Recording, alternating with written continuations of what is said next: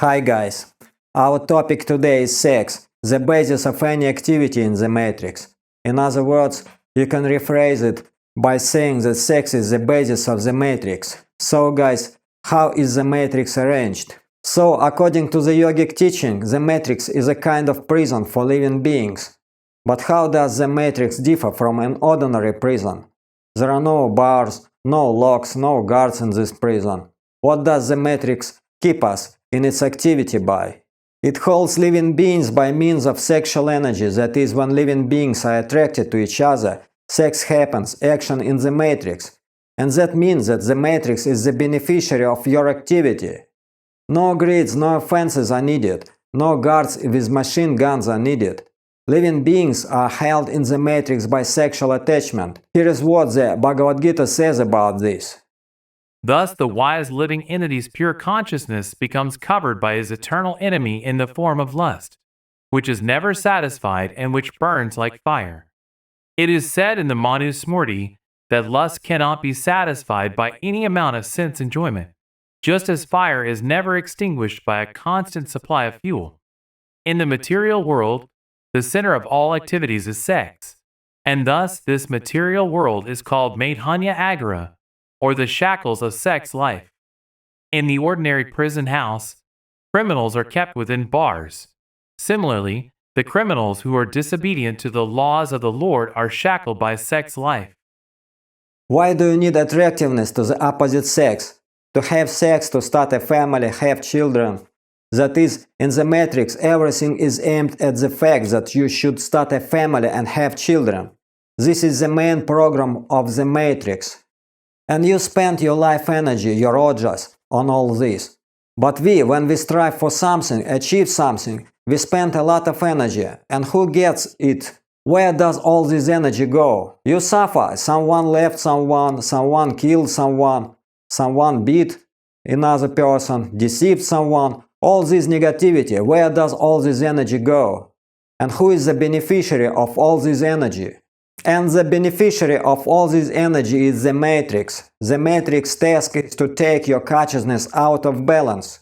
And this is also written in Patanjali's Yoga Sutras, where our mind is specifically compared to a lake. That is, when our mind is calm, it's like a calm, smooth lake, like a mirror. And when the lake is calm, serene, we can see through the water what is at the bottom. And other people, they constantly have waves, constant storms, and the lake is constantly raging, and you can't see anything.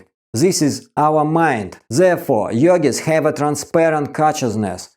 They see more deeply. Their perception is much broader than ours. They see things that we cannot see.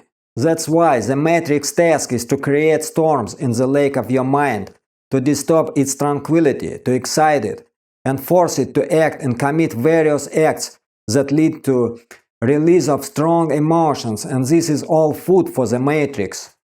That is, when the waves appear on the lake, while in these waves of consciousness and emotions you begin to spend your ojas, your inner energy.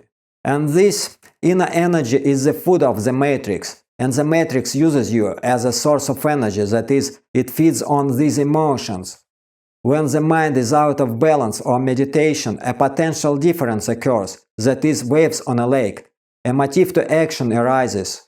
That is, all our desires. Someone wants to buy a car, someone wants to build a house. But if we start going deeper, delving deeper, why do you want to buy a car? Because you want to move somewhere, or you want to raise your prestige. And why do you want to go somewhere?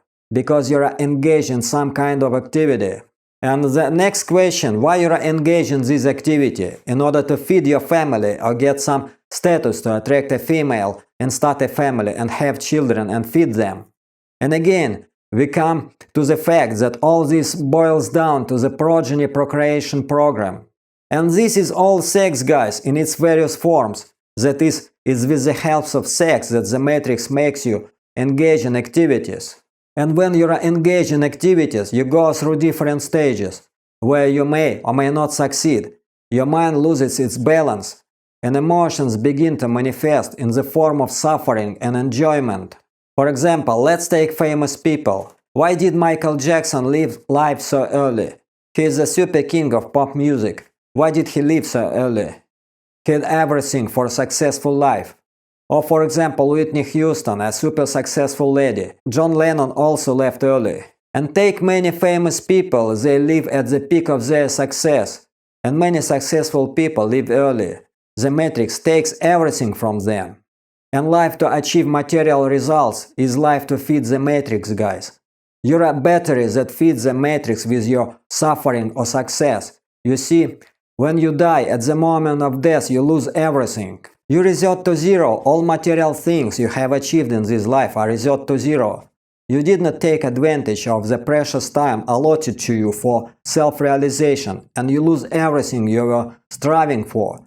Therefore, wealth and success are a danger on the path to self-realization. Life is given to us by God for self-realization and awareness of our inner self, for awareness of our eternal reality. Therefore, for materialists, time is the worst enemy, which destroys all the achievements of people and comes to them in the form of old age and death.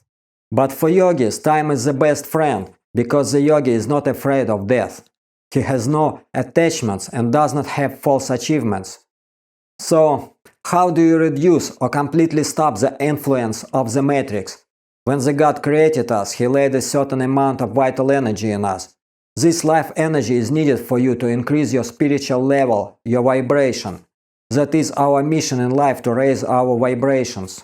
But the matrix task is to lower your vibrations, to make you commit selfish acts, because the matrix feeds on your lower vibrations. And the question is actually, what is the purpose of this matrix? Well, the matrix exists so that it is a school for you. The matrix is the school of life. That is, it creates for you, generates certain conditions, certain events through which you must pass. If you do everything right, your energies increase. If you don't do it right, then you immerse yourself more in the matrix and your energies decrease and you enter denser layers of matter. Therefore, the matrix is a kind of separator when lower vibrations tend downward, and those who can swim against the current are purified and rise upwards. This is a separator, guys. That is, God needs pure souls, the souls with great spiritual potential. Remember why Buddha is considered enlightened.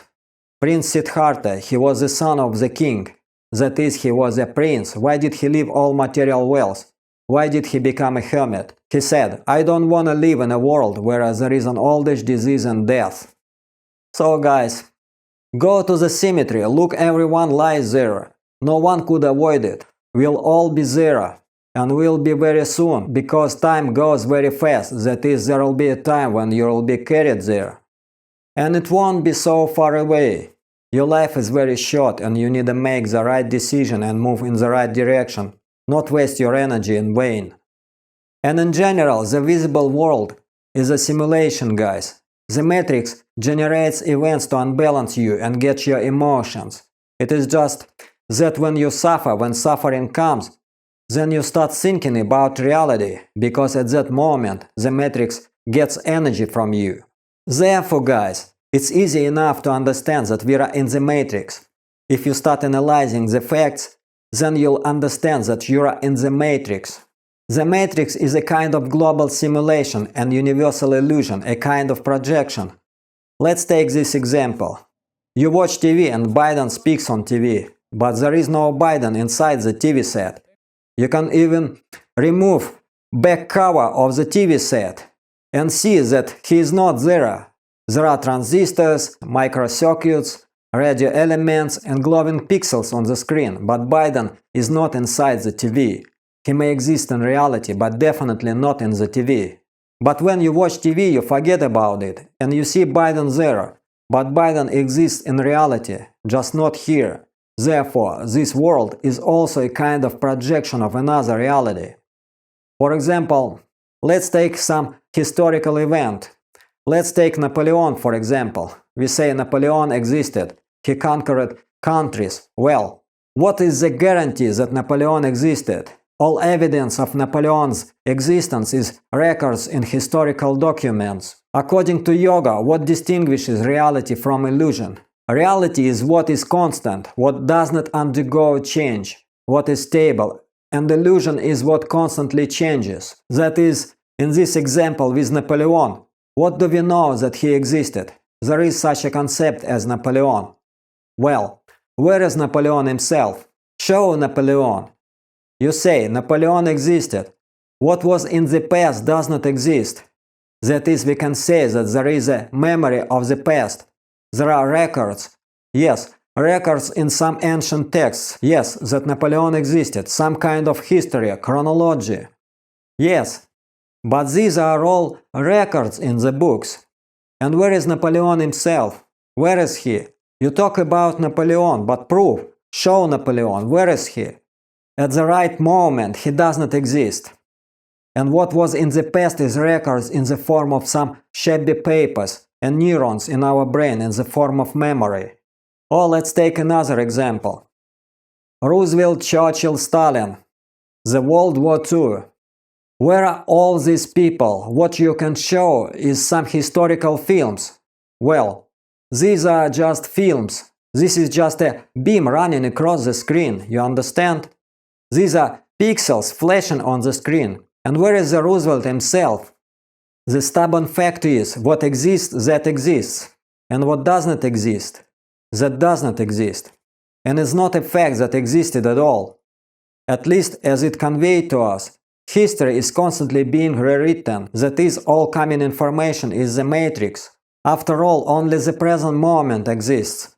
And that is the instant between the past and the future, because by the time my words reach your ears, it'll become the past already. Therefore, even the present moment is conditional, and if you look at it in more detail, even the present does not exist. That is, we will not exist either. That is, you are sitting now and thinking about yourself. You have some ideas about yourself there. Well, in 70-80 years, you will not exist. You understand? You too will go into non-existence, as it were, from one state to another, because you are the energy that is constantly changing, and there is a matrix that consumes our energy.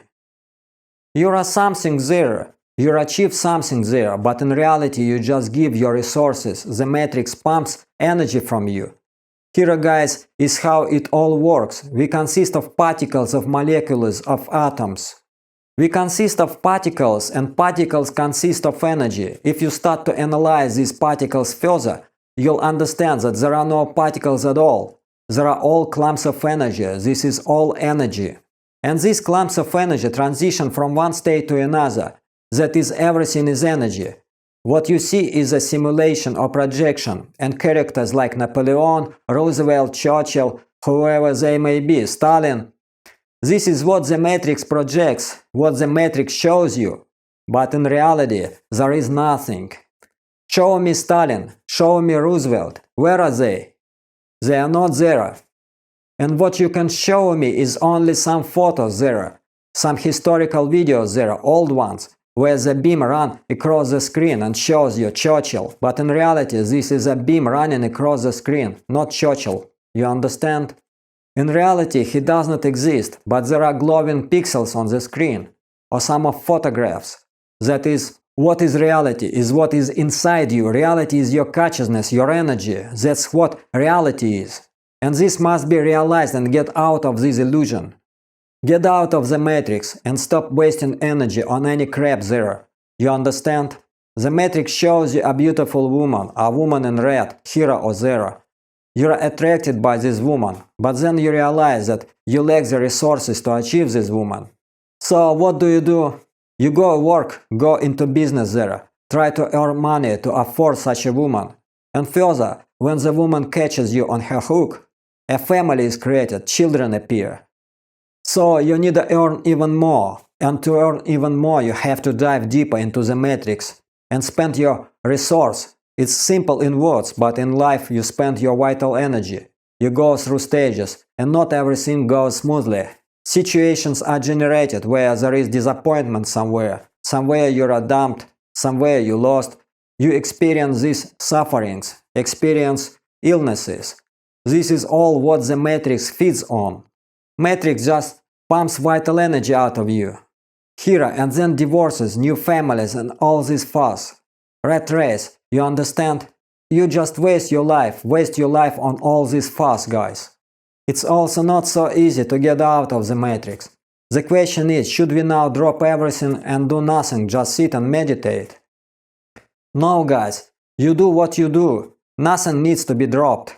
That is, you just need to know how it works. And over time, step by step, over time, exit from it gradually. You can't get out of it immediately. You can't cut everything off and get out. It won't work like this. That is, you begin to understand how the matrix works. And with small steps, you begin to live it. That is, you direct your activities become conscious. That is, you turn more to God. And gradually, step by step, you rise to higher levels of vibration, something like that, guys. But remember, if you understand that the world is a simulation, it does not mean that you can do whatever you want. For example, like go and kill someone there, or rob someone, because what's the difference? The world is an illusion after all. No, guys, the world is a projection of another reality. And if you violate the algorithms of the projection, you will be punished. You need to study the rules of the game and hack the matrix. So, hacking the matrix is the end of the game. This is when you become the master of the matrix. So guys, this inner semen retention, it opens the door to eternity. This is, guys, the door to eternity. You cut off the shackles by which the matrix holds you. And the matrix won't forgive you for this so easily. The matrix will start attacking you hard for it. And then it depends on you how you'll go through these tests.